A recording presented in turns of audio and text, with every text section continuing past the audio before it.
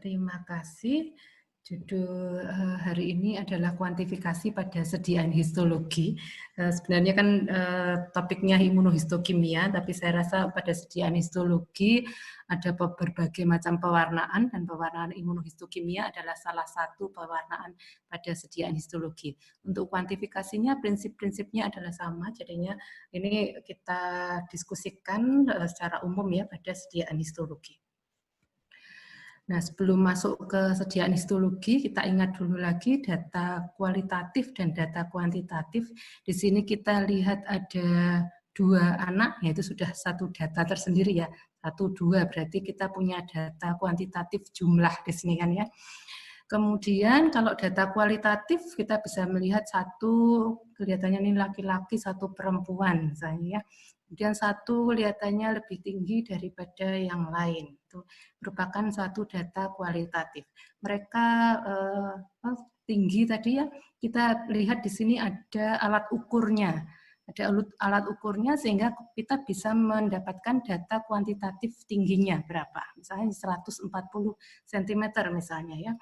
Kemudian kita bisa melihat bahwa mereka itu tidak gemuk, ya kan? Kita bisa gambarkan, oh mereka tidak gemuk. Gitu. Tetapi kita tidak bisa memberikan data kuantitatif beratnya berapa di sini, karena kita tidak memiliki alat ukur pada saat ini. Ya. Itu saya rasa data kualitatif dan data kuantitatif, saya rasa sudah bisa dipahami ya. Nah, kemudian data kuantitatif tadi, data kualitatif tadi itu skalanya biasanya nominal atau ordinal, data kuantitatif itu skalanya interval atau rasio. Ya. Kemudian untuk ciri pembedanya saya rasa pernah dipelajari semua di metodologi penelitian ya, apa itu skala nominal, ordinal. Kalau yang nominal tadi misalnya apa laki-laki, perempuan ya kan. Ordinal misalnya yang lebih tinggi, yang lebih pendek tadi ya. Kemudian rasio misalnya jumlah tadi ya. Kemudian interval tadi misalnya tinggi badan tadi misalnya ya. Nah, kemudian kita masuk pada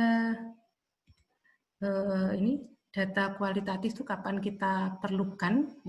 Data kualitatif tadi kita perlukan ketika kita mendapatkan suatu fenomena baru yang perlu kita pelajari.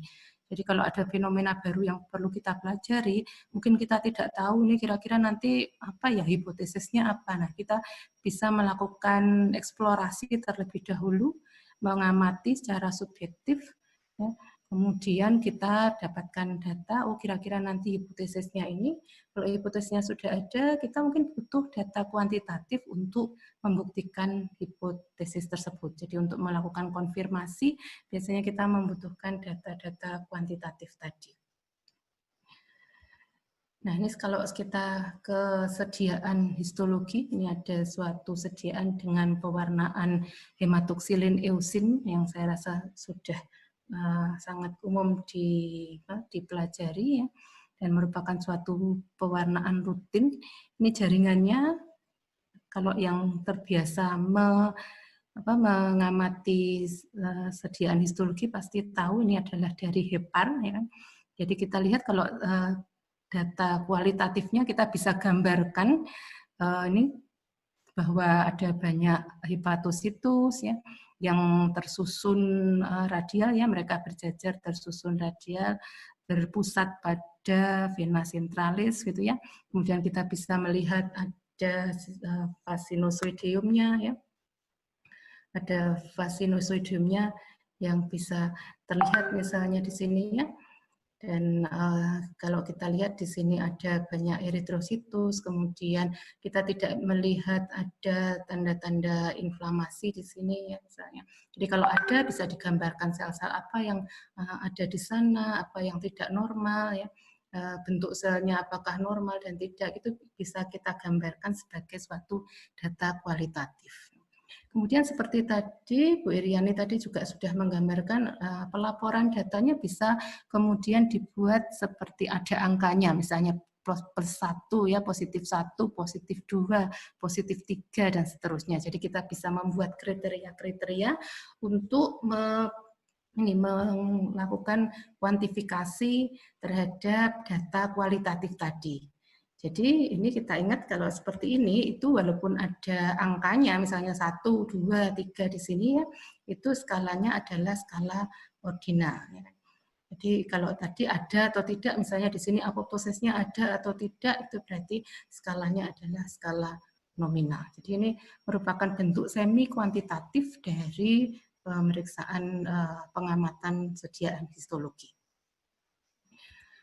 Nah, pengamatan langsung seperti tadi juga sudah dijelaskan Bu Iriani tadi, itu juga kadang-kadang ada variasi antar pengamat. Jadi tadi perlu ada kontrol kontrol mutu jelas ya, kemudian juga jaminan mutu karena tadi kalau pengamatnya berbeda mungkin interpretasinya juga bisa berbeda, laporannya bisa berbeda. Jadi perlu ada jaminan mutu juga yang sehingga bisa menyamakan pekerjaan pemeriksaan tadi antar berbagai instansi atau laboratorium yang berbeda. Tapi tentu saja di sini pengamatan seperti tadi sering juga memerlukan waktu dan tenaga. Jadi yang sekarang banyak orang juga kembangkan adalah menggunakan perangkat lunak komputer ya, ada kamera digital yang bisa kemudian memotret sediaan yang sudah diwarnai tadi. Mereka bisa diatur untuk mendeteksi ini gambar yang ada. Jadi gambarnya kemudian fotonya bisa dianalisis pada komputer tersebut, kemudian nanti hasil analisisnya tadi bisa dimunculkan dalam bentuk suatu angka. Jadi di sini misalnya ada garis-garis, ada kurvanya begitu ya. Nah itu kemudian di sini puncaknya itu kemudian bisa dilaporkan sebagai angka. Ini yang kemudian sering disebut sebagai analisis citra digital gitu ya. Jadi di sini misalnya ini kemudian bisa dihitung berapa sih jumlah sel yang terwarnai coklat misalnya kalau tadi ada imunohistokimia dengan label yang terwarnai coklat. Nah, ini kita bisa kemudian menghitung di sini ya, seperti menghitung jumlahnya berapa ya. Atau tadi misalnya intensitas pewarnaannya seperti apa. Ini merupakan suatu bentuk digital image analysis ya, analisis citra digital, dan ini memunculkan angka juga, jadi ada bentuk kuantitatif di sana. Tetapi kita ingat bahwa ini sebenarnya adalah pengembangan dari tadi yang positif 1, positif 2, positif 3 yang dinilai oleh pengamat tadi, kemudian ini dikembangkan menjadi dideteksi oleh komputer gitu ya. Nanti kita lihat lagi kemudian. Nah, kita kembali lagi ke gambar 2 anak tadi. Ada 2 anak tadi ya. Nah, ini kalau kita bandingkan dengan irisan sediaan histologi ya, ini pada sediaan histologi itu kan kita ingat bahwa mereka merupakan irisan dari suatu organ ya. Misalnya di sini ada gambar otak tikus ya. Otak tikus kemudian dibuat sediaan histologi di sini. Maka kita tidak lagi bisa melihat bentuk otaknya secara keseluruhan, tetapi hanya perwakilan 2 dimensi saja. Jadi tidak bisa melihat 3 dimensi lagi, tapi hanya bisa melihat 2 dimensi.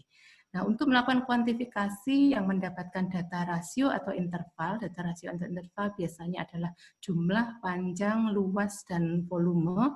Itu kita harus melakukannya pada sampel 2 dimensi ini tadi. Sehingga dengan demikian tadi volumenya tidak bisa kita amati karena dia hanya 2 dimensi.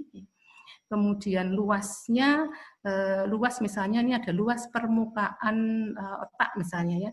Kita tidak bisa lagi melihat luas permukaan otak di sini karena luas permukaan otak hanya diwakili oleh garis di sini.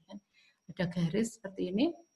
Nah, di sini merupakan perwakilan dari permukaan otak tadi, jadi terlihat seperti garis. Kemudian panjang, misalnya panjang pembuluh darah yang ada di dalam otak. Kita tidak bisa lagi mengukur panjangnya secara langsung ya, karena tidak bisa melihat pembuluh darahnya semuanya, tetapi kita hanya bisa melihat profil irisan pembuluh darahnya. Misalnya ada di sini, ya kelihatannya mungkin itu di sini ya. Kalau diperbesar mungkin lebih jelas ya. Tapi kita tidak bisa lagi melihat panjang pembuluh darah itu, hanya terlihat sebagai profil seperti ini ya. Kemudian jumlah, kita memang bisa menghitung ya berapa jumlah sel yang terlihat di sini bisa kita hitung. Tetapi apakah kemudian itu mewakili seluruh sel yang ada pada organ tersebut? Tentu saja tidak bisa langsung disimpulkan seperti itu karena sampel kita hanya ada pada satu irisan saja.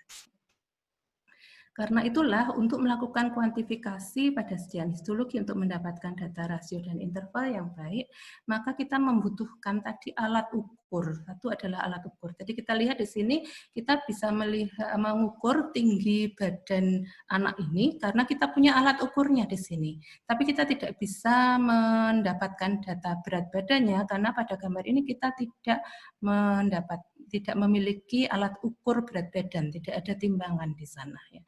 Jadi kita membutuhkan alat ukur yang sesuai. Ya. Kemudian satu lagi tadi kita membutuhkan pengambilan sampel yang tepat. Jadi ini prinsip-prinsip statistik untuk mendapatkan data itu perlu diterapkan. Kemudian ada alat ukur tadi karena ini kan struktur 3 dimensi sebenarnya, ya, tetapi hanya kita amati pada irisan 2 dimensi. Karena itu alat ukur yang tepat yang sesuai dengan prinsip-prinsip geometri itu sangat dibutuhkan.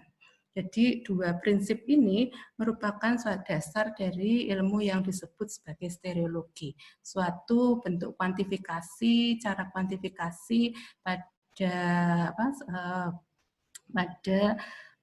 ini bentuk 3 dimensi dari suatu gambaran 2 dimensi. Dan dengan menggunakan alat ukur yang tepat dan pengambilan sampel yang tepat ini tadi, kita diharapkan nanti akan mendapatkan data yang tidak bias. Jadi kalau alat ukurnya tepat, pengambilan sampelnya tepat, kita inginnya seperti ini, presisi ya, semuanya tepat pada angka yang sebenarnya. Tapi kadang-kadang kita mendapatkan data yang seperti ini, presisinya mungkin kurang. Ya. Tetapi kalau ini di raratanya itu tepat pada nilai yang sebenarnya. Dan ini masih tidak apa-apa, ini masih tidak bias ya, masih tidak bias. Jadi kalau kita menggunakan alat ukur yang tepat dan pengambilan sampel yang tepat, minimal kita dapatkan seperti ini. Ya, tidak bias tapi kadang-kadang mungkin ini presisinya tidak tinggi ya, tetapi tidak bias. Tetapi kalau kita tidak menggunakan alat ukur yang tepat, pengambilan sampelnya tidak tepat, walaupun kadang-kadang presisinya tinggi seperti ini, tapi tidak akan mendapatkan data sesuai dengan kondisi yang sebenarnya. Jadi jangan berbahagia dulu kalau misalnya, oh ini datanya bagus, ini SD-nya kecil gitu misalnya ya, itu belum tentu itu tidak bias, jadi perlu kita pertimbangkan lagi. Nah, alat ukurnya apa? Kalau tadi parameter yang diukur adalah volume, luas, panjang, dan jumlah, ya, mereka tentu saja memiliki alat ukur yang berbeda. Tadi kalau kita lihat ada tinggi badan dan berat badan, pasti punya alat ukur yang berbeda. Di sini juga ada volume, luas, panjang, dan jumlah, pasti mereka memiliki alat ukur yang berbeda pula. Karena masing-masing punya dimensi yang berbeda-beda ya, ada volume ini dimensinya 3, jumlah itu dimensinya 0, maka mereka nanti akan menggunakan ini alat ukur ya, atau probe dalam bahasa Inggris yang berbeda-beda. Jadi kalau volume itu ada alat ukurnya berupa titik, kalau jumlah ini alat ukurnya berupa volume. Jadi kalau luas nanti alat ukurnya berupa garis, panjang nanti alat ukurnya berupa bidang atau area. Saya tidak akan detail di sini, tapi prinsipnya adalah parameter yang berbeda di sini karena bentuk 3 dimensi yang berbeda, mereka akan memerlukan alat ukur yang berbeda pula. Jadi kalau seperti ini jumlah ya, volume, alat ukurnya berupa volume. Volumenya kita sebut sebagai disektor karena awalnya berupa 2 irisan tipis yang berurutan, atau sekarang ini bisa kita gunakan 1 irisan yang tebal. Ini kalau dengan imunohistokimia, masalahnya kalau menggunakan irisan tebal nanti penetrasi antibodi dan sebagainya ya, reagen-reagennya perlu dipertimbangkan. Tetapi lebih nyaman karena hanya 1 kali melakukan pewarnaan. Ya. Jadi ada beberapa hal teknis yang bisa dipertimbangkan di sini. Ya. Jadi sekali lagi ini prinsipnya kita perlu menggunakan alat ukur yang tepat untuk melakukan kuantifikasi tadi. Nah, kemudian yang sering sekali dilakukan orang adalah melaporkan jumlah partikel per luas area atau per unit volume misalnya ya. Jadi sekian jumlah selnya adalah sekian per milimeter persegi sampel misalnya. Itu. Nah, atau per berapa per milimeter kubik misalnya, per mikrometer kubik misalnya ya. Nah, ini rentan bias karena apa?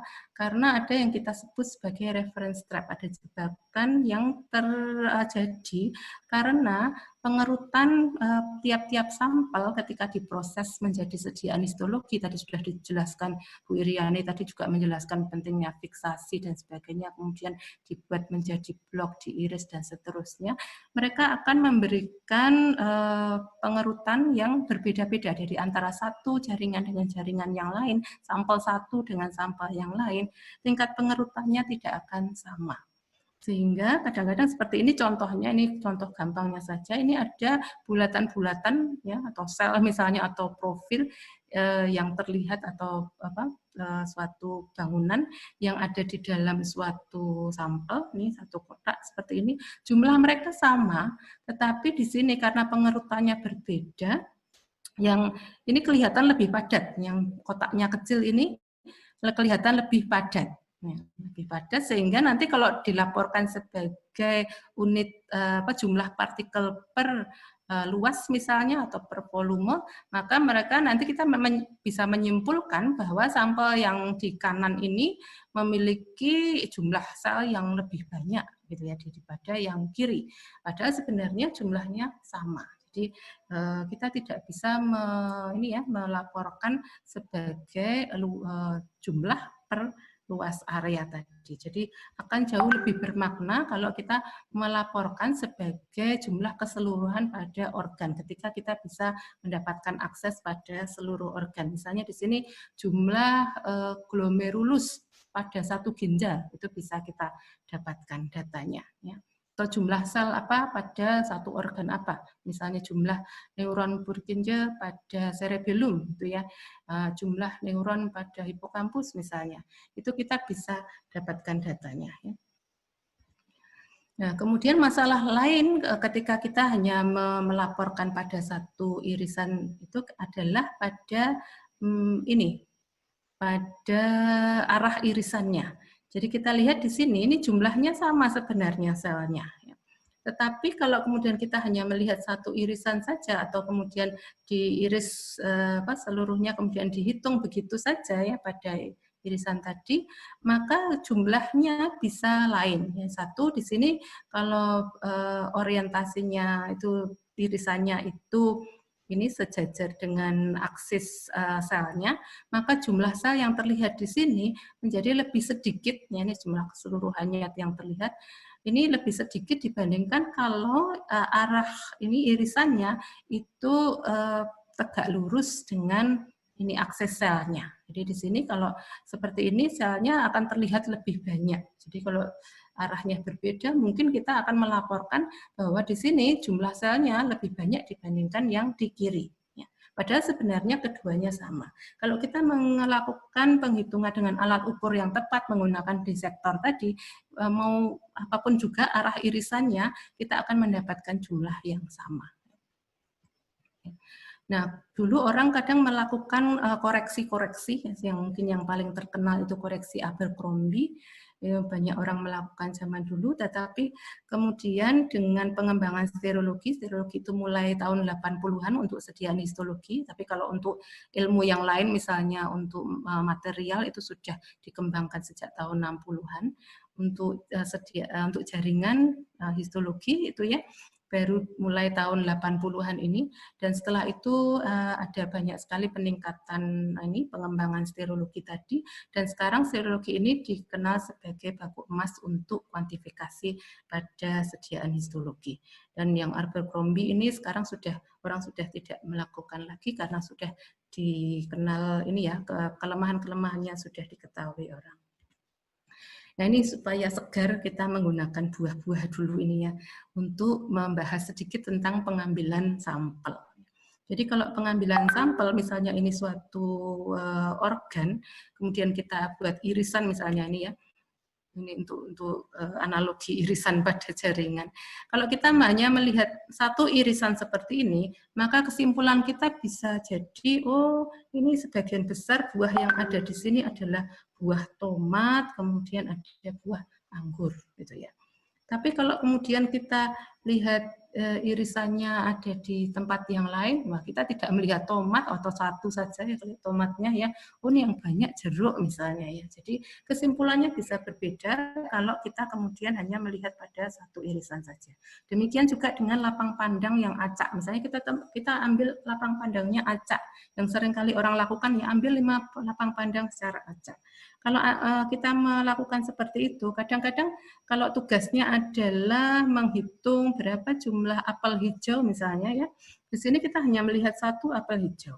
Kalau kemudian lapang pandang acaknya ada di sini, maka kita akan dapatkan 3 apel hijau. Jadi kalau hanya 1, 2 lapang pandang atau sampai 5 lapang pandang yang kita amati tadi secara acak ya, secara acak mungkin simpulannya tidak bisa menggambarkan keseluruhan yang ada pada jaringan tersebut. Nah, untuk pengambilan sampel sediaan histologi pada satu organ yang besar misalnya, kadang-kadang kita membutuhkan beberapa blok.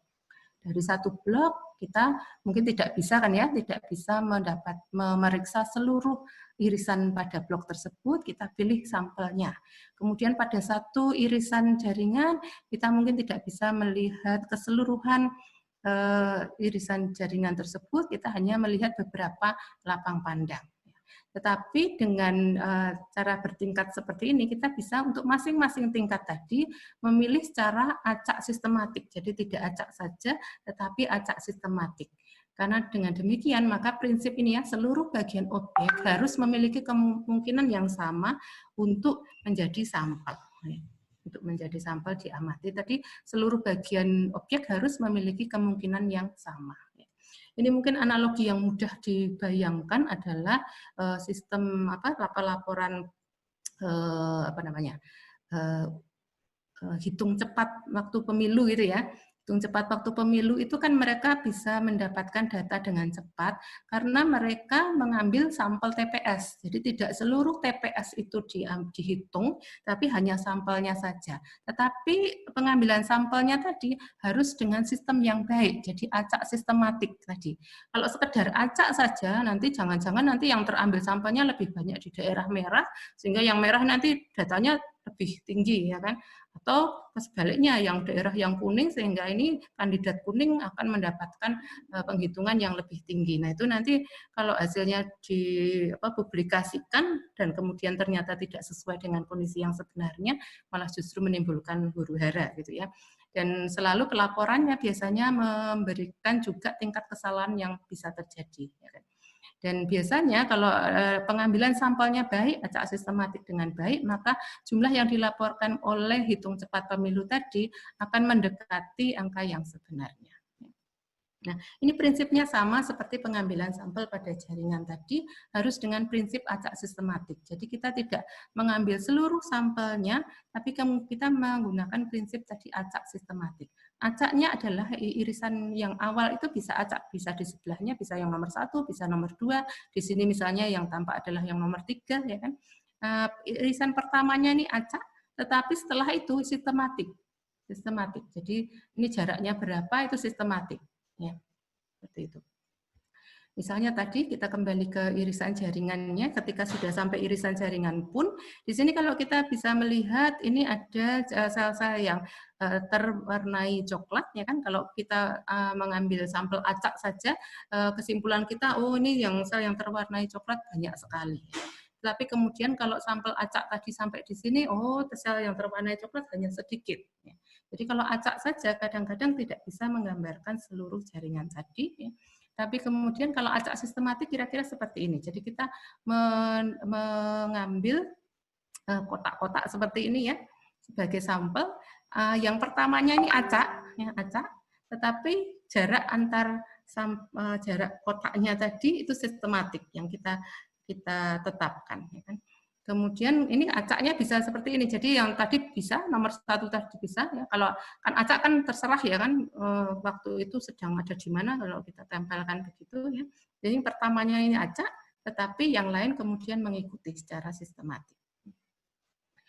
Dan salah satu prinsip lagi juga untuk stereologi adalah ini, do more less well. Artinya adalah bahwa kita kalau kita terlalu banyak bekerja itu tidak terlalu baik. Ya kan? Jadi seperti tadi kalau untuk hitung cepat pemilu itu juga ada pengoptimuman ini ya, jumlah berapa TPS yang diambil dan sebagainya, berapa data yang harus didapatkan. Di sini kita juga mendapatkan prinsip-prinsip yang sama. Ya. Jadi kalau ini hanya dari 100 sampai 200 hitungan saja yang kita harapkan, kita bisa mendapatkan data pada satu organ.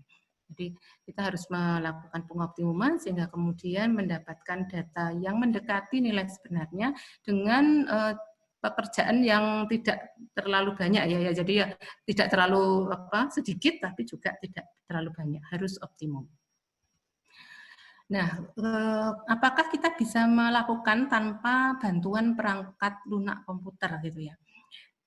Yang pernah kami lakukan itu kalau selnya besar, misalnya di sini ada osteoklastus misalnya ya.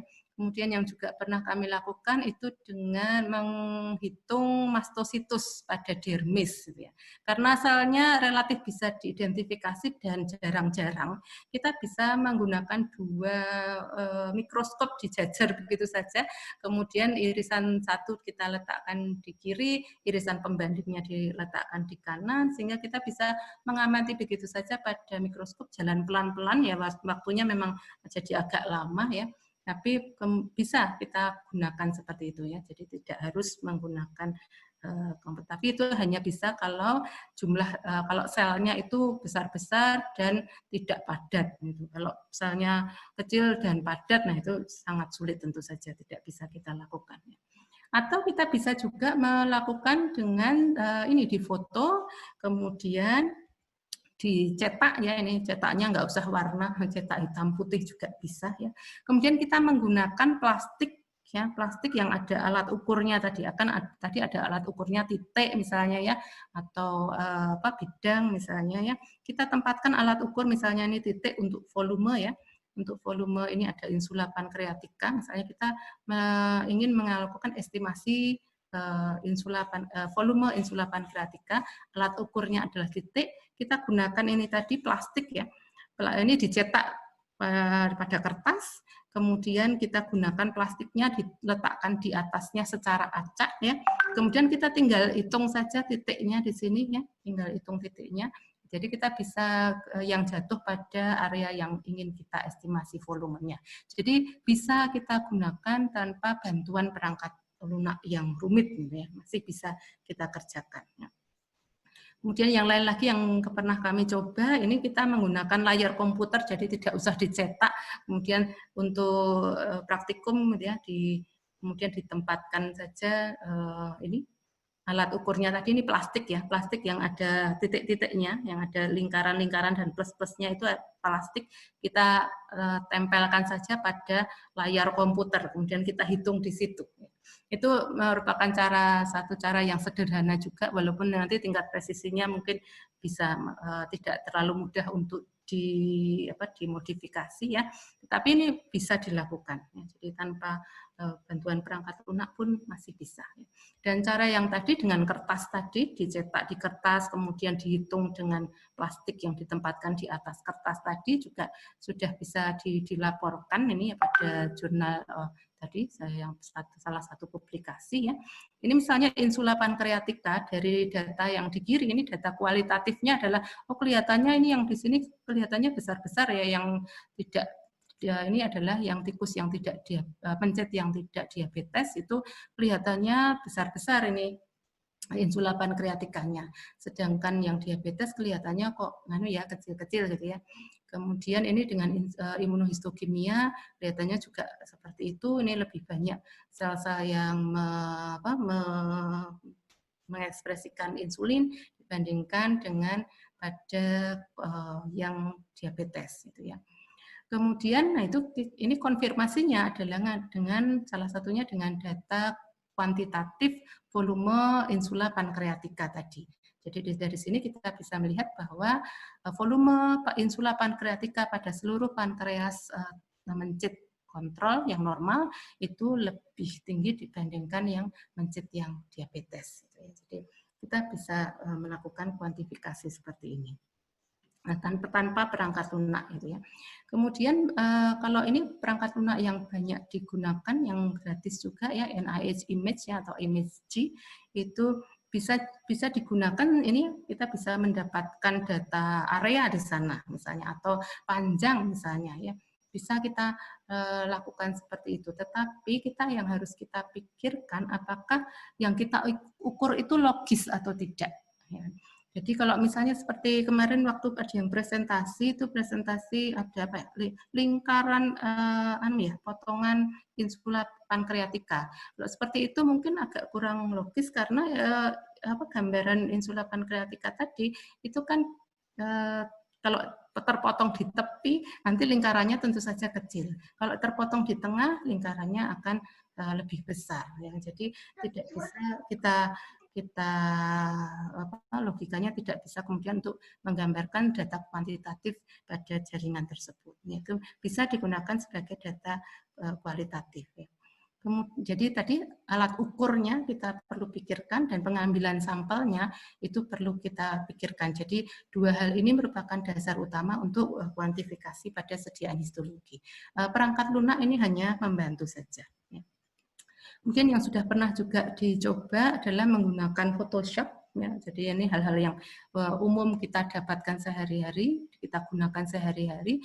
Photoshop misalnya kita bisa gunakan untuk tadi menghitung, melakukan estimasi jumlah ini dengan imunohistokimia antibodi anti insulin tadi lanjutannya ya, kita bisa melihat menghitung jumlah sel pita yang ada pada insula pankreatika dengan Photoshop bisa dilakukan ya.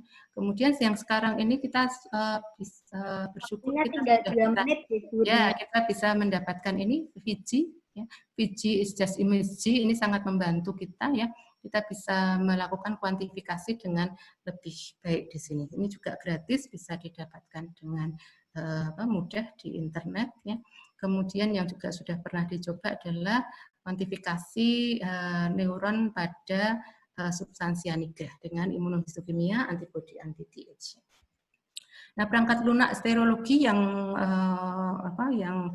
standar itu yang Newcastle, Stereo Investigator, Stereologger itu sangat mahal dan kita masih belum bisa mendapatkan itu ya. Tetapi di sini mereka itu menggunakan prinsipnya mereka mempermudah kita untuk mengambil sampel sebenarnya dan jadi menempelkan alat ukurnya tadi dan kemudian mencatat hitungan-hitungan kita. Jadi perangkat lunak ini hanya mempermudah kita melakukan pekerjaan, tetapi desainnya tadi pengambilan sampel dan juga alat ukurnya itu yang penting untuk kita pahami terlebih dahulu. Karena walaupun kita punya perangkat lunak yang baik seperti ini, kalau kita tidak memahami prinsip-prinsip pengambilan sampel dan juga alat ukur tadi, maka tidak bermanfaatnya. Kemudian kalau kita kaitkan dengan analisis citra digital tadi, prinsip-prinsip stereologi ini juga menggunakan analisis citra. Prinsip stereologi tadi bisa kita gunakan untuk meningkatkan mutu analisis citra digital tadi. Jadi ada banyak penelitian juga yang sudah menggunakan prinsip-prinsip stereologi walaupun mungkin tidak bisa keseluruhan karena keterbatasan sampel. Jadi ini simpulannya adalah kuantifikasi tadi, kita sudah bicarakan sedikit tentang analisis citra digital, ini pengembangan yang sudah dikemukakan oleh Bu Iriani tadi ya, untuk diagnosis pada sampel pasien, kemudian penelitian eksplorasi, ini kita bisa gunakan analisis citra digital tadi, kita terutama akan mendapatkan data nominal dan ordinal, kadang-kadang kita bisa mendapatkan angka, tetapi kita ingat bahwa ini tadi merupakan terjemahan dari komputer terhadap data ini tadi +1 +2 yang kita dapatkan dengan pengamatan langsung ya. Kemudian beberapa prinsip stereologi tadi bisa diterapkan juga ya. Kemudian kita bahas banyak tadi adalah stereologi. Kita bisa gunakan, terutama kalau kita mendapatkan akses pada sampel organ yang utuh, ya, misalnya pada hewan, kemudian pada autopsi, kemudian juga biopsi kulit dan mukosa itu bisa dilakukan. Ya. Kemudian terutama untuk ini ya penelitian yang konfirmasi, untuk mendapatkan data kuantitatif kita memerlukan tadi data interval atau rasio. Yang kita harus perhatikan adalah pengambilan sampel yang tepat dan alat ukur yang tidak bias tadi. Dan tadi perangkat-perangkat lunak yang digunakan itu biasanya akan membantu, tadi mereka menggunakan analisis citra digital untuk membantu pengambilan sampelnya. Ya. Nah, ini mungkin terakhir saya ingin kita mengenang Pak Ginus Partadireja, Profesor Ginus Partadireja, yang banyak mendorong kami untuk selalu mempelajari sterologi ini, mengembangkan sterologi. Kami mengajak semua teman-teman untuk ikut serta mengembangkan ini sterologi, sambil mengenang beliau juga, karena kerja keras beliau kita bisa juga ikut belajar sterologi ini dan mengembangkan juga penelitian-penelitian yang ada di lingkungan kita. Ya. Terima kasih Pak Ginus. Kita akan tetap belajar sterologi lagi. Demikian Bu Dewi ya. Ini satu lagi nih, jangan takut dengan rumus.